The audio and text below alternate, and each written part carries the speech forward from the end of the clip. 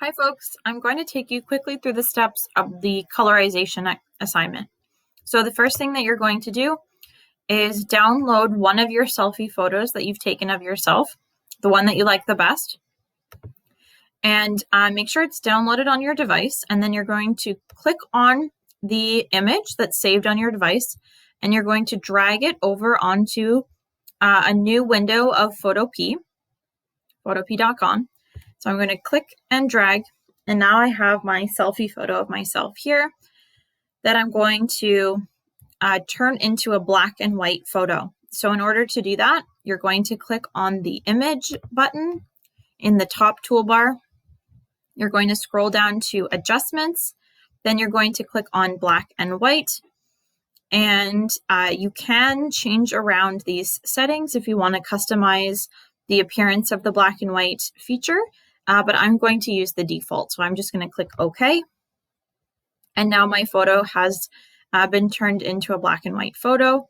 But what I want to do is I want to turn my eyes blue. I want to add colorization to my eyes. So how I'm going to do that is I'm going to zoom in close to my eyes so that I can see them easily. Then I'm going to use a tool that's hidden behind this rectangle select. So I'm going to right click on the rectangle select button, and I want the lasso select tool. Okay, so I'm going to click on that one, and then I'm going to trace around my first eye. Now I encourage you to try to get as close to the eye outline as possible, and I'm going to complete my circle and let go. And now you can see I've selected this eye. Now I'm going to click on this button at the top that's called Unite, okay, because I want to add in my other eye as well to this feature. So I'm going to click here, and I'm going to trace now my other eye, and this will allow me to edit both of them at the same time.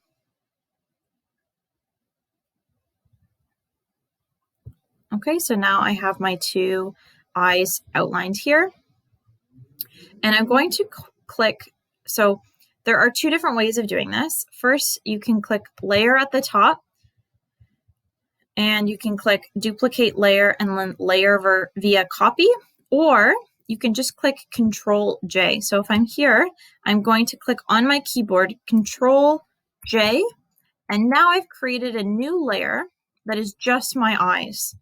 Okay, so in order for me to show you this, I'm going to disappear. So I'm going to make the photo of me disappear for a second by clicking on this eye. And now you can see just my eyes are left on this layer one. So now I'm going to change the color of this layer, specifically just my eye outline, by clicking on the image button. Again, scrolling down to adjustments, and then we're going to be changing the hue and saturation. So we're going to click on this one. And we're going to make sure that the preview button is clicked. This will allow us to see what it is that we're editing. So if we move the hue and the saturation around, we should be able to see a change in the eye color once we've selected this colorization feature. So you can see now my eyes have added this blue color, but I want to maybe increase the saturation and decrease the hue a little bit. Okay, and you can see the changes in my eyes. So this is making it purple, red, yellow, green, and then this sort of teal blue color. So I want to select the color that's most realistic for me. I have sort of a light blue colored eye, so I'm going to stay in this range of hue, and I'm going to change the saturation. I'm going to lower it a little bit just so that it isn't as vibrant. Again, to appear a little bit more realistic. So I'm going to stick with around here. Okay, you can play around with all of these different bars to get the desired effect that you're looking for. Like I said, I'm choosing blue because that is my natural eye color. You can choose a color that's not your natural eye color that will sort of stand out better. It's totally up to you. But you can see on this eye that I didn't do a great job with my lasso tool, and that's why there is some of this dark outline around the outside. So that's just something to keep in mind when you're doing your outline. Try your best to get all the way around the eye, and the way to do that might be zooming in really close.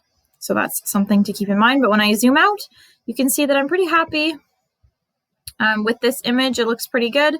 So I'm gonna just, oops, don't want to do that. I'm gonna be selected on my background layer. It looks like it got a little bit out of place, so I'm just gonna do that, and then I'm going to move the eyes into place.